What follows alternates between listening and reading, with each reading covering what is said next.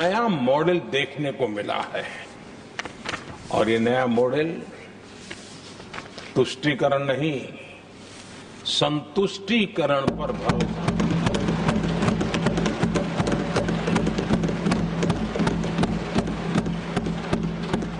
पहले के मॉडल में, खास करके कांग्रेस के कालखंड में, तुष्टीकरण, हर चीज में तुष्टीकरण, यही उनका एक प्रकार से औषधि बन गई थी उनकी राजनीति को करने की। और उन्होंने स्वार्थ नीति, राजनीति, देश नीति, सबका एक घोटाला करके रखा हुआ था। तरीका ये होता था कि छोटे तबके को कुछ दे देना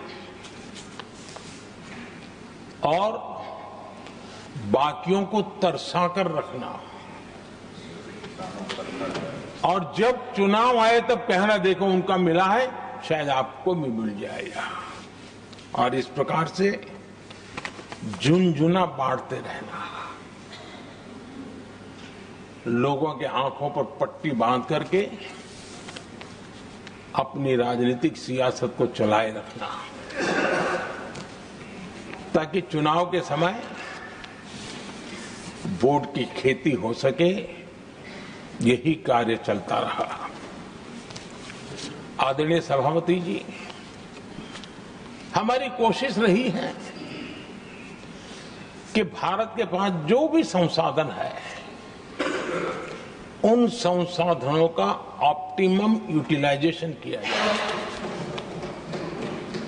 भारत के पास जो समय है, उस समय का भी बर्बादी से बचा करके पल पल का उपयोग देश की प्रगति के लिए, जन सामान्य के कल्याण के लिए,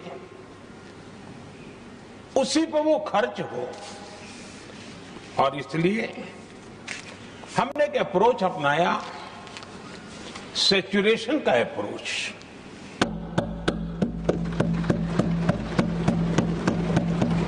पैर उतने ही लंबे करने जितनी चद्दर हो, लेकिन जो योजना बने, जिनके लिए वो योजना बने, उनको वो 100% उसका बेनिफिट होना चाहिए। किसी को दिया, किसी को नहीं दिया, किसी को लटका करके रसक रखा और उसको हमेशा प्रताड़ित करते रखना और उसको निराशा की गर्त में धकेल देना, उन सिचुएशन से हमने बाहर आकर के सैचुरेशन अप्रोच की ओर हमारे काम को आगे बढ़ाया है।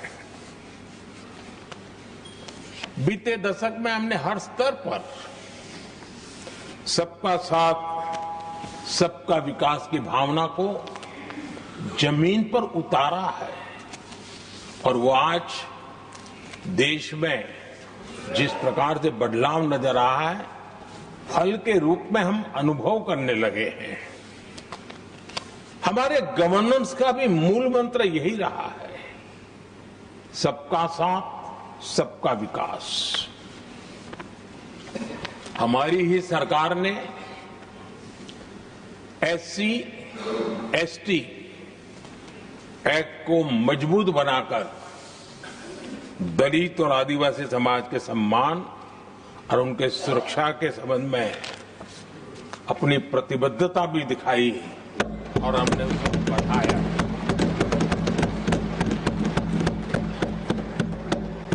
आदरणीय सभापति जी,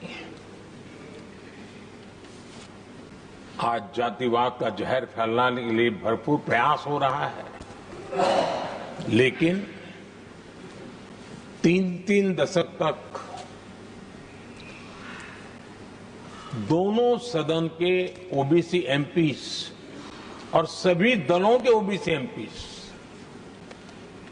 सरकारों से मांग करते रहे थे कि ओबीसी आयोग को संवैधानिक दर्जा दिया जाए। ठुकरा दिया गया, इनकार किया गया, क्योंकि शायद उस समय उनकी राजनीति को ये सूट नहीं करता होगा,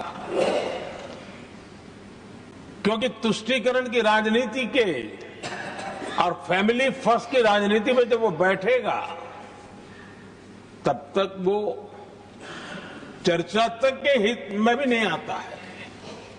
आदरणीय सभापति जी, ये मेरा सौभाग्य है कि हम सब ने मिलकर के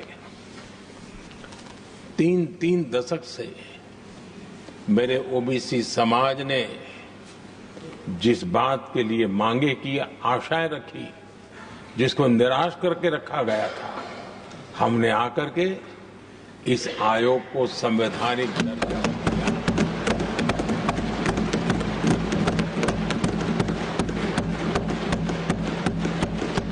और हमने सिर्फ उनकी मांग पूरी की इतना नहीं, हमारे लिए उनका मान सम्मान भी उतना ही महत्वपूर्ण है, क्योंकि देश के 140 करोड़ देशवासियों को हम जनता जनार्दन के रूप में पूजने वाले लोग हैं।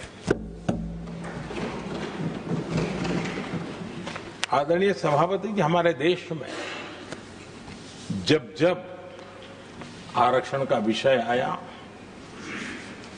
तो उसको एक तंदुरुस्त तरीके से समस्या के समाधान के लिए सत्य को स्वीकार करते हुए करने का प्रयास नहीं हुआ।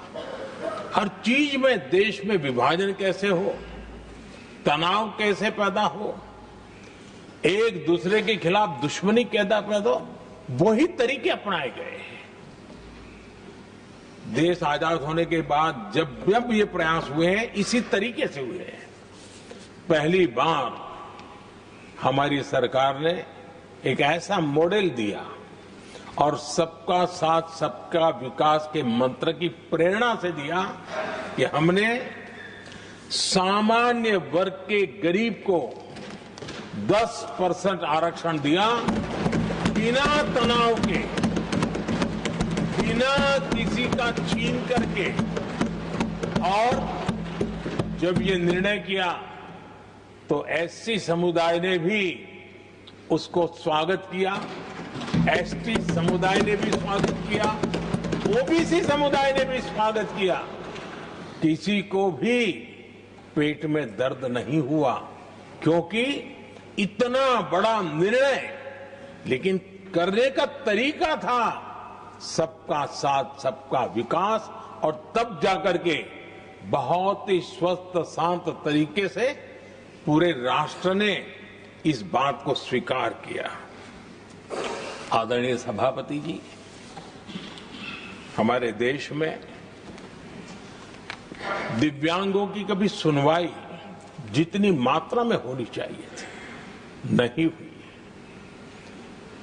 जब सबका साथ सबका विकास का मंत्र होता है ना, तब मेरे दिव्यांग जन भी वो सबके कैटेगरी में होते हैं, और तब जाकर के हमने दिव्यांगों के लिए आरक्षण का विस्तार किया, दिव्यांगों के लिए सुविधाएं उपलब्ध हो, इसके लिए मिशन मोड में काम किया, दिव्यांगों के कल्याण के लिए अनेक योजनाएं बनाई, लेकिन योजनाओं को लागू भी किया। ये इसके कारण इतना ही नहीं, आदरणीय सभापति जी,